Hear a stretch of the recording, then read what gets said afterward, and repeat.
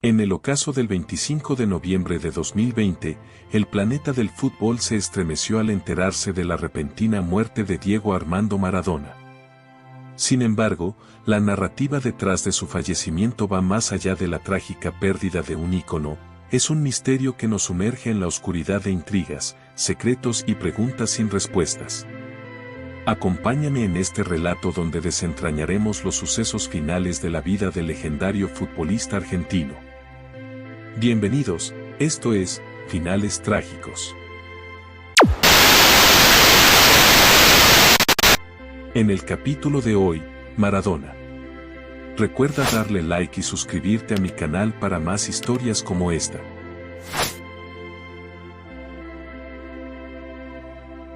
La pregunta flota en el aire, dejando tras de sí un rastro de especulaciones y teorías conspirativas. Algunos señalan complicaciones cardíacas, otros mencionan una posible negligencia médica. Pero la incógnita que se alza sobre el destino de Maradona se enmarca en la macabra cuestión: ¿quién mató a Maradona? La caída del 10 comenzó mucho antes de su muerte. Las secuelas físicas y emocionales de su vida tumultuosa se tradujeron en problemas de salud cada vez más graves. Sus excesos, adicciones y la presión constante de ser una leyenda viviente cobraron su precio, marcando sus últimos años con episodios de fragilidad y decadencia. Maradona tenía 60 años cuando la sombra de la muerte se cernió sobre él. Ese miércoles el tiempo se detuvo en un acontecimiento que quedará marcada para siempre en el corazón de los fanáticos. En enero de 2000, Maradona fue internado en terapia intensiva en el Sanatorio Cantegril, mientras estaba de vacaciones en la ciudad uruguaya de Punta del Este. El jugador ingresó a la clínica con una crisis hipertensiva y un cuadro de arritmia ventricular. Su representante en ese entonces, Guillermo Coppola, explicó que la internación no era por un problema con las drogas, sino que Maradona sufría de hipertensión. De esta enfermedad, sí, se está tratando, Un hipertensión. Un hipertenso han dicho los médicos, que hay un importante porcentaje de la población que sufre de hipertensión. Diego la sufre y nunca la ha negado. Sin embargo, en los análisis de sangre y orina fueron encontrados restos de cocaína, por lo que el exfutbolista tuvo que declarar ante la justicia uruguaya, ya que el consumo, si bien no se encontraba penado, era considerado una falta. Tras salir de la clínica, el 18 de enero de ese año viajó a Cuba para iniciar un tratamiento de rehabilitación, residiendo en ese país durante varios años. Muchos años después, Jorge Romero, médico que lo atendió en Punta del Este, comentó detalles sobre la situación que puso al ídolo al borde de la muerte. Fue una época dura. Fue una época que hubiese preferido no vivir, que básicamente estaba durmiendo hacía 2 días y que no lo podían despertar, con lo cual hago el diagnóstico necesario de coma. El señor tiene minutos de vida. Tremum, pausas apneicas del señor Maradona. Yo estaba convencido que tenía una intoxicación farmacológica. En abril de 2004, Maradona volvió a sufrir un importante problema de salud y fue internado en la Clínica Suizo-Argentina de Buenos Aires. Las autoridades de la clínica expresaron que el jugador había sufrido una crisis hipertensiva con un cuadro basal de cardiopatía dilatada. Maradona había regresado de Cuba 3 semanas antes para visitar a su familia, y sus apariciones mediáticas previas a la internación no evidenciaron ningún tipo de problema. Los problemas cardíacos de Diego eran agravados por su adicción a las drogas, por lo que, luego de que su salud se estabilizó, fue internado el 9 de mayo en la Clínica Neuropsiquiátrica del Parque, para comenzar un tratamiento de desintoxicación.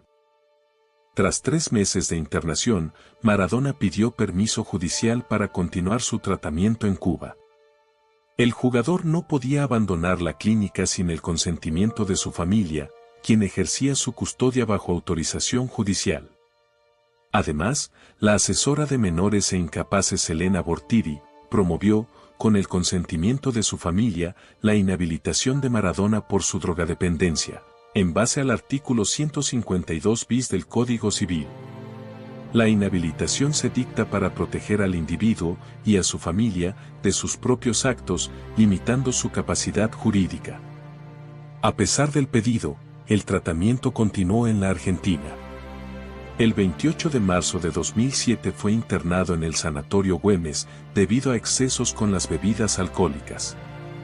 Se le diagnosticó una hepatitis química aguda y tóxica, por lo que debió permanecer internado hasta el 11 de abril, cuando los médicos le dieron el alta. El diagnóstico de internación se debió a una intoxicación aguda alcohólica y lo más importante son los grandes disturbios que se producen en los marcadores tanto hepáticos como pancreáticos.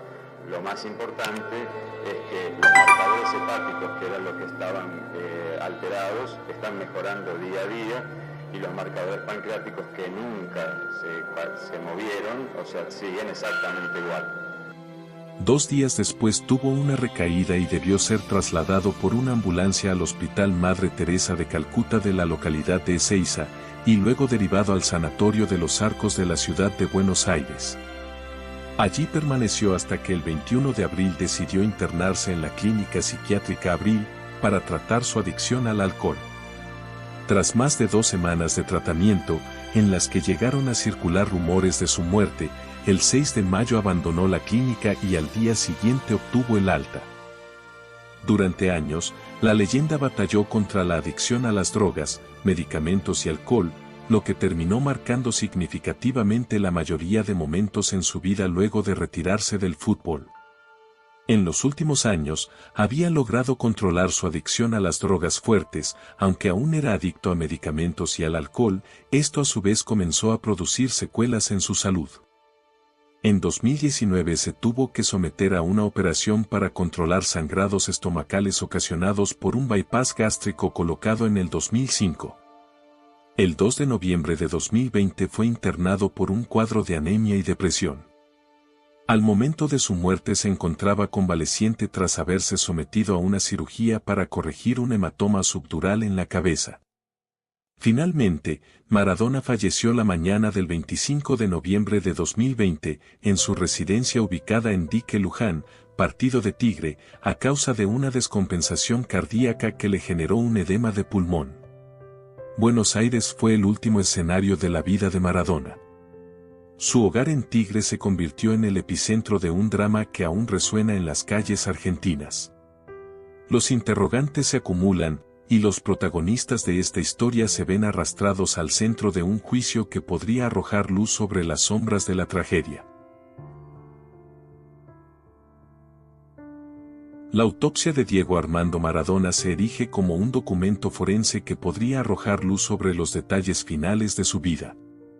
Este informe, llevado a cabo por expertos en medicina legal, se convierte en una herramienta crucial para la búsqueda de respuestas. La autopsia estableció que Maradona murió como consecuencia de un edema agudo de pulmón secundario a una insuficiencia cardíaca crónica reagudizada y descubrieron en su corazón una miocardiopatía dilatada. La autopsia detalló que Diego estuvo 12 horas en agonía y si hubiera sido atendido antes podría haberse evitado su deceso. El informe de la Fiscalía de San Isidro aclara que en los exámenes toxicológicos no se encontraron alcohol o drogas ilegales, aunque sí había presencia de psicofármacos, venlafaxina, quetiapina, levetiracetam y naltrexona, según lo informado por la agencia de noticias TELAM. El corazón de Diego pesaba más del doble de lo que debería uno sano y normal. El informe se completó con el cuadro histopatológico compatible con cirrosis hepática, necrosis tubular aguda asociado a patología renal crónica, miocardiofibrosis, fibrosis subendocárdica y áreas sugestivas de isquemia aguda, ateromatosis coronaria calcificada no oclusiva. Pulmón de características asfícticas asociadas a patología pulmonar crónica reagudizada y la presencia de siderófagos que podrían ser compatibles con cuadro de insuficiencia cardíaca, cirrosis, necrosis tubular aguda, glomeruloesclerosis focal, aterosclerosis, cardiopatía isquémica e hiperplasia arterial en nodo sinoauricular. Informe químico legal. La venlafaxina es una droga antidepresiva que se utiliza para tratar trastornos de ansiedad. La quetiapina es un antipsicótico también usado en cuadros de depresión grave y algunas adicciones. El levetiracetam es un antiepiléptico que actúa sobre el sistema nervioso central y puede producir somnolencia y disminución de la capacidad de reacción. En tanto, la naltrexona bloquea el efecto de los medicamentos opiáceos y se usa para evitar la abstinencia al alcohol. Según lo dicho del investigador judicial de la causa a la agencia TELAM, este informe a simple vista confirma que a Maradona le daban psicofármacos, pero ningún medicamento para su cardiopatía. Algunos de los psicofármacos encontrados son arritmogénicos, es decir, que producen arritmia, algo que tuvieron que analizar para ver si eran convenientes para un paciente con una cardiopatía crónica como la que padecía el ex-DT de Gimnasia. Las inspecciones posteriores a su muerte, realizadas en la casa donde pasó sus últimos días, encontraron que no estaba debidamente acondicionado para un paciente en recuperación con el cuadro de Maradona. En la causa figura que la doctora Agustina Kosachov había solicitado una serie de requisitos para continuar con el cuidado del 10 fuera de la clínica, pero la mayoría de ellos no se cumplieron. En una carta dirigida a Suez Medical, la obra social, solicitaba enfermeros preferentemente hombres con disponibilidad de tiempo completo y especializados en problemática de consumo de sustancia, médico neurólogo y médico clínico. A su vez, contar con la disponibilidad para realizarse estudios médicos y una ambulancia por si se considera necesario el traslado. Desde su alta hasta el día de su muerte, no le hicieron análisis clínicos, ni siquiera de enzimas, detecta insuficiencia cardíaca, no había equipo de oxígeno, tampoco desfibrilador y entre la medicación secuestrada no se encontraron pastillas para el corazón. Además de Diego, había 4 personas más, la cocinera, el guarda de llaves, su sobrino y un enfermero. El último que habló con él y afirma haberle visto con vida es su sobrino Gianni Espósito, según el informe del medio Clarín. Charló con él como todas las noches. La presencia de múltiples ambulancias en la puerta del domicilio en San Andrés cerca del mediodía encendieron las alarmas y generaron enormes preocupaciones. Fue Clarín el primer medio en confirmar la muerte de Diego y en cuestión de minutos la noticia que nadie quería escuchar se dio a conocer en todo el mundo. La tristeza y conmoción fue total y poco a poco comenzaron a llegar los mensajes de despedida en las redes sociales rindiendo tributo a un ícono único en la historia no solo del deporte sino también del país. Rápidamente, el presidente de ese entonces, Alberto Fernández, decretó 3 días de duelo nacional y los hinchas se autoconvocaron en distintas partes del planeta para despedirlo. La Bombonera, el estadio de Argentinos Juniors, que lleva su nombre, el Obelisco, el Juan Carmelo Cerillo y la mítica esquina Segurola y Habana, fueron algunos de los lugares de concentración en una jornada donde el pueblo salió a la calle para despedir a uno de los suyos. Luego de que sus restos fueron velados ante familiares y amigos en la casa velatoria Tres Arroyos, ubicada en Av. San Martín 1500, en la Paternal, durante la madrugada del jueves fue trasladado para un masivo velatorio en Casa Rosada, donde más de 1 millón de personas dijeron presente. El féretro en el que reposan los restos de Diego fue envuelto en una camiseta argentina con el mítico número 10 que lucía cuando jugaba. Una vez finalizada la caótica jornada, una caravana multitudinaria acompañó el coche fúnebre camino al cementerio de Jardín Bella Vista, en San Miguel. Lugar donde descansa, hasta el momento, junto a los restos de sus padres Doña Tota y Don Diego, fallecidos en 2011 y 2015, respectivamente, con una inscripción en su tumba que él mismo deseó al hablar de su muerte en su autoentrevista para la noche del 10-15 años atrás, gracias a la pelota. Sus hijos tomaron la decisión de trasladar su cuerpo a un mausoleo ubicado estratégicamente entre la Casa Rosada y el Puente de la Mujer en Puerto Madero, en pleno corazón de la ciudad de Buenos Aires. Quizás para cuando este video esté publicado esto ya haya sucedido. El triste final del 10 comenzó el 2 de noviembre. Ese día debió ser trasladado a una clínica de La Plata por un bajón anímico que afectó su alimentación, pero con el paso de las horas se decidió que sea llevado a la Clínica Olivos para una operación de urgencia. Así fue como le detectaron el hematoma subdural en su cabeza y fue intervenido quirúrgicamente. Superó la operación con éxito y su médico personal Leopoldo Luque, quien luego quedó en el centro de las críticas por su accionar, confirmó que debía seguir internado. Poco tiempo después, el 11 de noviembre, Maradona fue dado de alta y se optó por que continúe con su recuperación en su casa en Nordelta. Sin embargo, el desenlace fue el más temido por todos y casi un mes después de su cumpleaños, perdió la vida a sus 60 años. El proceso legal se convierte en un escenario donde las piezas del rompecabezas se ensamblan lentamente. Pero, ¿qué se esconde detrás de la muerte de Maradona? Las intrigas, los secretos y las agendas ocultas salen a la luz, desafiando las expectativas y añadiendo capas de complejidad al misterio. El proceso judicial fue iniciado por una denuncia presentada por dos de las hijas de Maradona, quienes expresaron su preocupación por el tratamiento de su padre después de la operación cerebral. El juez de garantías de San Isidro, en Buenos Aires, Orlando Díaz ha ordenado que se celebre un juicio a raíz de una investigación sobre la muerte de la estrella del fútbol a causa de un paro cardíaco. El informe de autopsia determinó que el tratamiento que tuvo en las últimas semanas de su vida estuvo plagado de deficiencias e irregularidades.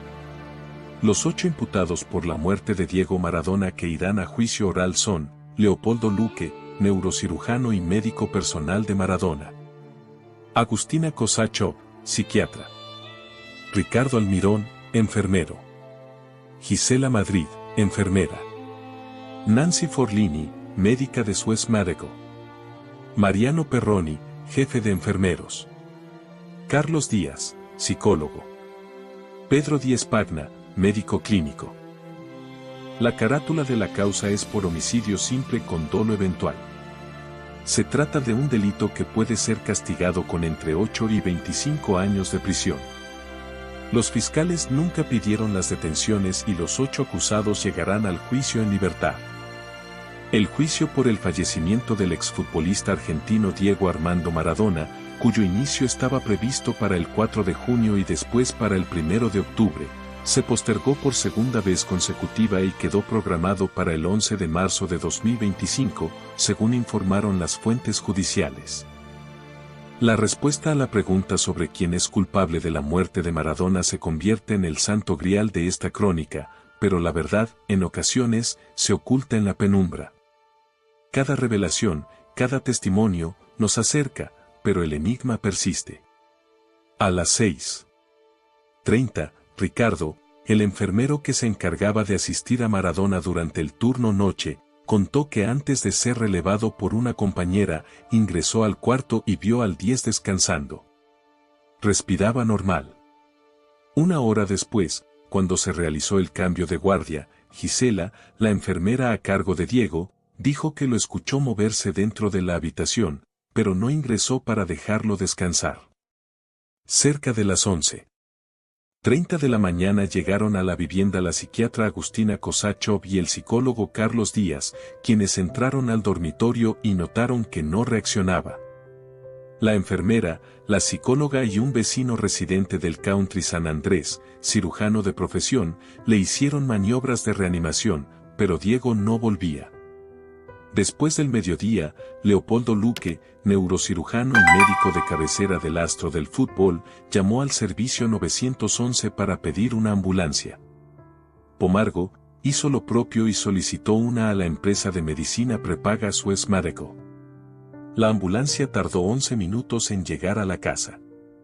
A las 13:10, el médico de la ambulancia, tras hacer maniobras de RCP y no poder reanimarlo, constató la muerte de Diego. Maradona falleció a los 60 años el 25 de noviembre de 2020 como consecuencia de un edema agudo de pulmón derivado de una insuficiencia cardíaca crónico. Diego Maradona es considerado como uno de los mejores futbolistas de la historia. Y es que siempre voy detrás de lo que siento. Cada tanto muero y aquí estoy. Por esos días, por venir, por este brindis, para mí, por regalarle a la intuición el alma mía. Porque los días se nos van, quiero cantar hasta el final. Por otra noche como esta doy mi vida. Esto fue Finales Trágicos. Muchas gracias por tu tiempo. Si te gustó este video no olvides de suscribirte y compartirlo.